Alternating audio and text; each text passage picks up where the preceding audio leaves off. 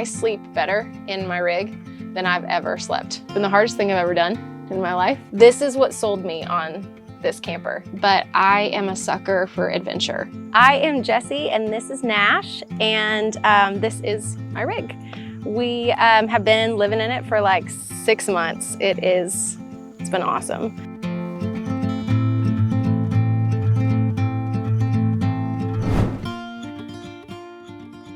This is the first thing you see when you walk in my camper, and it is my office. I work remote, so this is where I do all of my work, usually sitting right here. It's funny though, because this camper is, I think, 5G proof, because I literally can't get service in here, so I always have to open the window. The windows are really cool. They're like pop-out windows, and then they each have a screen and a blackout curtain, which is super helpful for safety and all the things when you're solo on the road.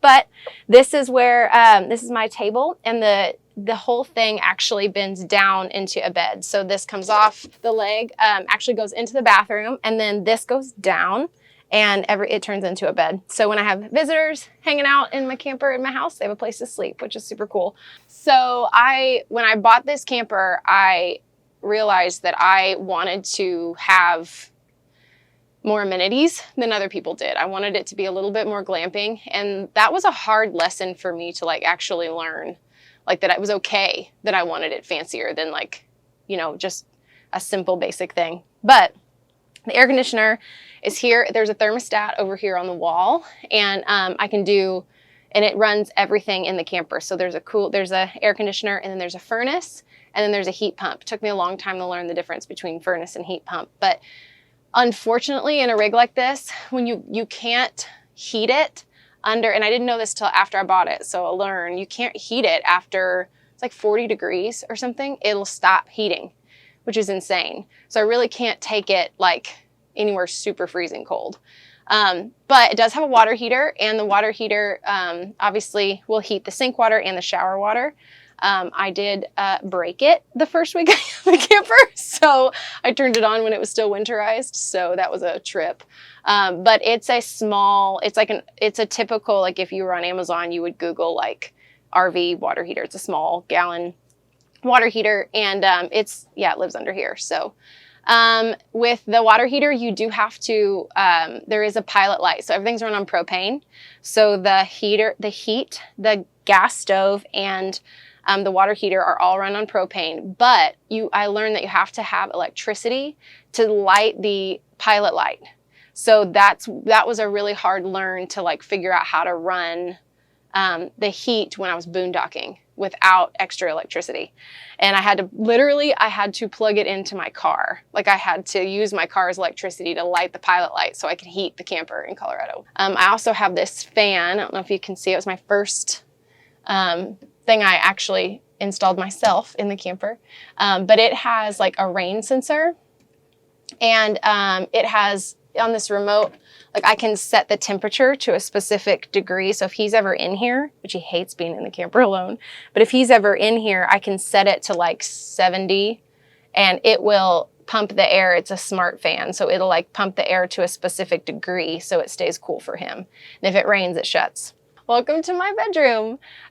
This is where I sleep. This is a in between like a twin and a queen.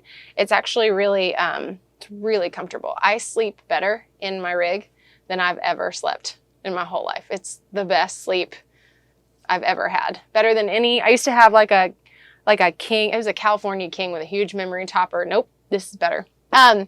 Here are my plethora of pillows that I often get made fun of for, but I don't care because it's my house. I love pillows so much. So this bed is awesome because it's like almost a little bit, it's rectangular, but it's almost a little bit more square. So it feels like there's more room. You see how this is like rounded, differing than other campers.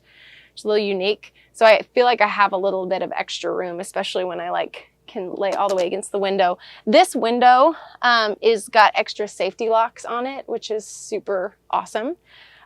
You have to like crank it out, and it's more secure for my safety, which I like. And then also have the blackout blinds here. There is no storage underneath the bed because it is you'll see outside, that's where I keep all my storage for underneath the camper. And my water tank is underneath here on this side. So it is wonderful and it's cozy. So this is storage above the bed, which is all like that's bathing suits, like sports bras and stuff, and then that's shorts. So this camper has a ton of storage, which I love. Keeps me organized, and it's just me, so I'm able to do, you know, whatever I want with it. So I will seasonally shift stuff out. So I will keep stuff in storage, and then this will become like snowboarding gear, like gloves and stuff like that, hats and thermals and stuff as the seasons change. So yeah.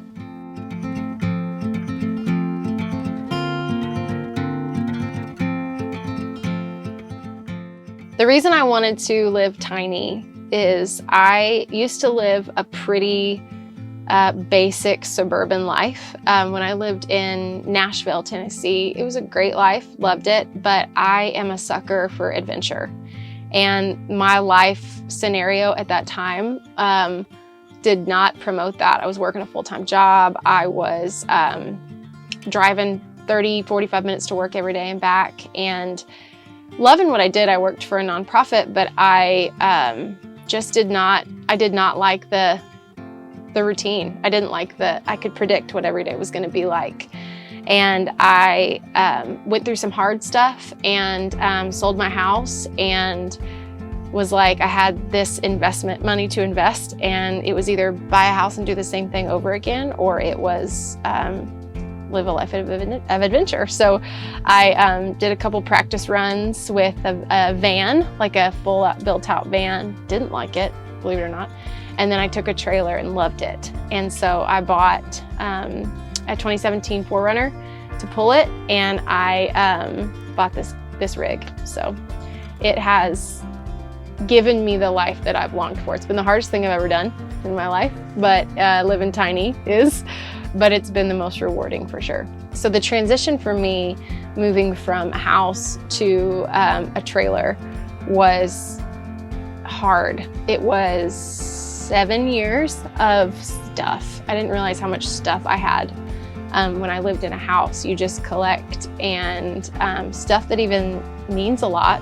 And I moved out of the house and thought I had minimized, because I had everything from a house and I moved into my sister's for a little while, and I got everything into one room. I thought, wow, I'm super minimal. Like, I've done it.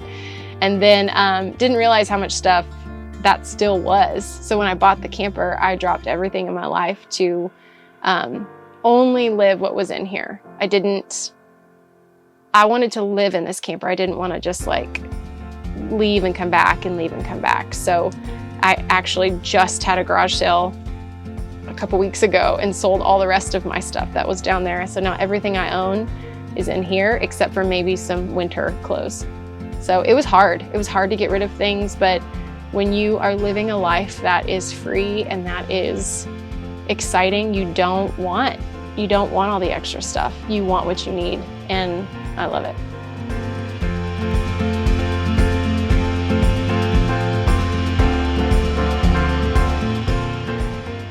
This is my half kitchen, half bedroom, half utility space. But really it's more so the other half of the kitchen.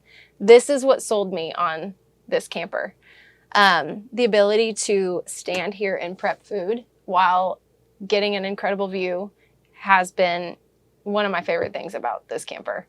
I wish it was a little higher. It's a little low, but regardless, it's awesome. This whole counter is just a blessing for movies, for cooking, for cleaning, for laundry. It just really makes the difference. So up here I have tank tops, and then I have, I'm a supplement junkie, so a whole bunch of supplements and teas and all that up there. And then I have a TV right here that will swing out, but it is so old that I never use it, but I do want to replace it with a monitor. So I'm thinking like a monitor that's wide, but flip it so that I do Forex trading and stuff so that I can have a double monitor and social media. I can do a double monitor system, which is what I would like to have. That's coming next. This is a radio CD player. What is that? Never use it. It's speakers and stuff that I can plug into, which is nice. And these are 2 fridges. So again, this was another thing I was so excited about when I got the camper because I cook, I love to cook. And so I have 2 fridges and I keep one. They have a dial system. I have them off right now because they're loud, but one is kind of like low and then one's really high. Keeps stuff more frozen. Each fridge does have a freezer inside of it, but I don't often freeze things anymore. And then down here, we have shoes and some hoodies. Girl can't get rid of all of her shoes. I'm just not that person. I can have a pair of Chacos and hiking boots and that's it. So I have like 4 pairs of Vans down there. So when you come back from the prep station in the camper, that's what I like to call it, you have this. So this is my pantry and microwave, which I actually don't use a microwave. So this is actually going to be replaced here in the next, I have one at home when I get back to home base with a toaster oven. So I use a toaster oven or an air fryer. Takes about the same amount of electricity. So that's going to get changed this week. So yes, don't use that. But this is my pantry. Fruit, veggies, all stay in here. I eat a lot of produce. I'm gluten-free and dairy-free and corn-free in my diet. So I eat a lot of like clean. So it's hard to keep veggies fresh, but you just don't buy a lot at a time. So that is me. And this is my pantry. So everything that you could imagine is in here. This is more clothing and t-shirts. It's really badly organized, so you know. But flannels. So right now, long sleeve shirts, t-shirts, undies, and socks are in here. So this is my bathroom and my shower in here. So it is enough that I can stand in, but normal sized people, I'm 5'3", and normal sized people can't stand in it, but that's okay. It's for me. So there's a shower. So I have like a handle for it. I've been on the road for a minute and have not showered in it. So I usually find places to go shower. But I wanted the option for when I start going more boondocking. I've done it before, but I didn't really love the concept of like being outside and showering in front of the world. This is my toilet. Again, this is the stuff I would just use like on the daily, hair products and stuff like that.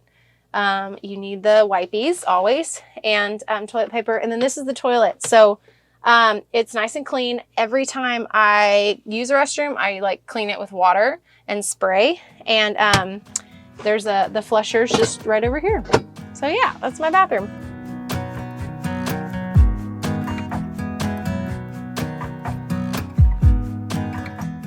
The biggest challenge and the biggest reward go hand in hand for me. When I moved into this camper, I thought I was awesome. Like I thought like I am that person that is doing the life. Like my life, I'm 35 years old. Like my life is like ready. You know, when you like get into those moments in your life where you're like, this is the time to do it now or you'll never get to do it. Like this was that moment for me. And I was activating on that moment. And so I felt really strong and really adventurous and really exciting, really cool, to be honest. And then I started living this life and realized so fast how unbelievably uncool I am. Like how I don't know how to do most things in a rig like this. I don't know, like when I bought this camper, I didn't know how to back it. I didn't know how to hitch it. I didn't know how to unhitch it. I didn't know. I had to go, and I'm by myself. So I had to figure out how to do this stuff. I'll never forget, I got all the way from Illinois to Arizona without having to hitch and unhitch my trailer by myself. Like there was always like a dude or a person that knew what they were doing, a dad around to do it for me. And I got all the way to this campground in Arizona, really cool campground at the lake. And I was like, I hitched it up. I followed the directions that I'd researched and written on my phone. And I hitched it up and I was like, oh crap, what if I drive away and it's not right? And I had no idea like what to do. So I just picked up my little booty and walked around the campground until I found a dad to come check it. And I found one and he checked it and he was like, everything's right, you did a good job. And so I drove away and I felt so empowered. So the biggest difficulty for me has been humility, learning how to be a learner, like learning how to be humble, and let go of my pride enough to know, okay, I don't know how to fix the fan, but I can figure it out. And giving myself the time to do that, to figure things out. But the most rewarding thing is when I do figure it out. Even if it's not right, even if it breaks, like when I recaulked the outside and it still leaked, I feel strong, for real. Not the fake kind, not the Instagram strong, not the I look really cool when I make a reel, but I actually feel better about myself. So, yeah.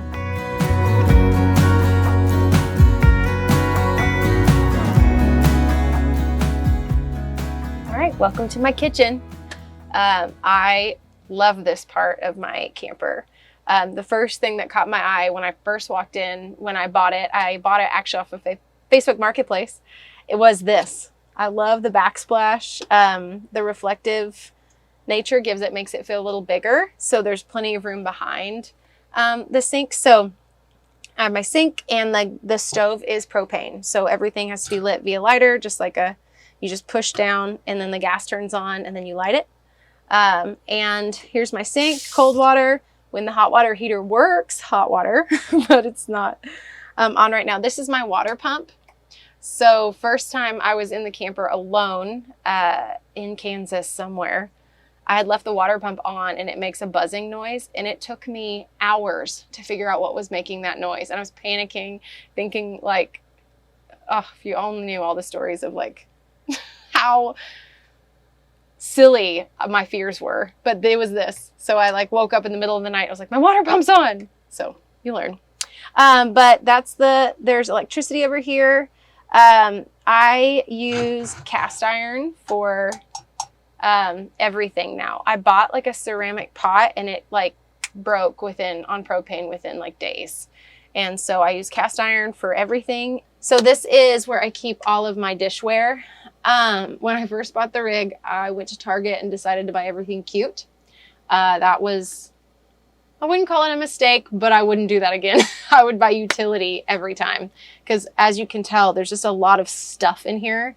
I don't really need it. I thought surely I'll need 4 plates for all the people that are going to come camping with me. And that's happened twice. So the next goal is to get like metal plates and stuff like that are way more durable than plastic. When I back my rig up and put it into its location wherever I am, this is the first place I come to. This is where I keep all of the things that allow me to drop the trailer. So when I first bought this camper, I didn't know how to back a trailer. I didn't know how to drop a trailer. I didn't know how to hitch. I didn't know how to unhitch. I just figured it out as I went. But this is where all of that stuff is. So I use these cranks for my legs to drop them. Wood pieces and stuff. Then I have this gray water tank, which technically should be out right now, but it's not. And then my water tank is out there. So my water tank is 6 gallons. So I have plenty of water if I'm coming somewhere, and I have enough water for my sink for like a week. I usually use my water tank for just dishes and sink water. I don't shower much in it, so I don't pump through it super fast. Okay, this is the most humbling part of my entire rig. Moving into this life, learning how to take care of my own. When I bought the bathroom, I realized I was gonna have to take care of it too. So this is actually not bad, not as bad as I thought it would be. So here at campgrounds and stuff, there's always a septic dump. And in towns like boondocking towns and stuff where I've been in, like in southern Colorado, they actually have them randomly around towns that you can dump in. But so it's just a suitcase. I don't have gloves on, so I'm not gonna touch it. But if you go in here, like you literally just pull it out and roll it to the dump. and then you dump it. And so I have a whole cleaning solution and stuff I drop in there, but it's super easy. So yeah.